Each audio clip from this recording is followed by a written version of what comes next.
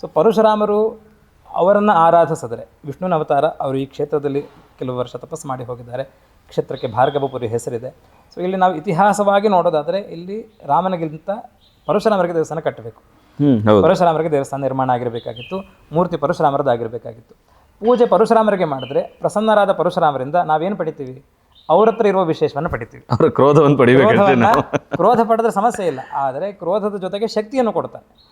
ಇವತ್ತು ಸಮಸ್ಯೆ ಇರೋದು ಎಲ್ಲಿ ಅಂತಂದ್ರೆ ಕ್ರೋಧ ಶಕ್ತಿ ಸೇರಬಾರದು. ಹೌದು, ಎಲ್ಲೆಲ್ಲಿ ಕ್ರೋಧವಿದೆಯೋ ಅಲ್ಲಿ ಶಕ್ತಿ ದೂರ ಇರಬೇಕು, ಎಲ್ಲಿ ಶಕ್ತಿ ಇದೆಯೋ ಅಲ್ಲಿ ಕ್ರೋಧ ಸೇರಬಾರದು. ಇದೆರಡೂ ಸೇರಿದ್ರೆ ವಿನಾಶ. ಯಾಕೆಂದ್ರೆ ಅಲ್ಲಿ ವಿವೇಕ ಹೋಗುತ್ತೆ. ನಿಜ.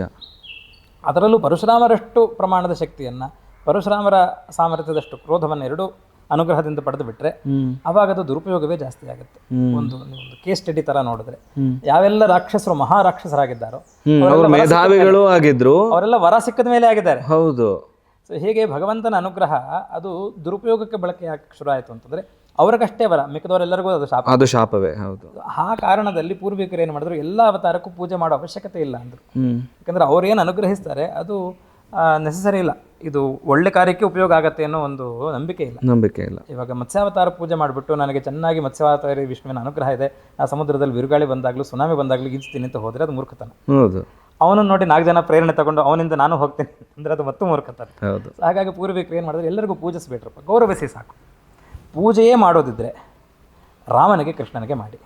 ಕಾರಣ ಏನು? ರಾಮನ ಹತ್ರ ಏನು ವಿಶೇಷ, ಕೃಷ್ಣನ ಹತ್ರ ಏನು ವಿಶೇಷ? ಸಕಲ ಗುಣ ಸಂಪನ್ನರು. ಸಕಲ ಗುಣಕ್ಕಿನ್ನೋದಕ್ಕಿಂತ ಮುಖ್ಯವಾಗಿ ವಿವೇಕ.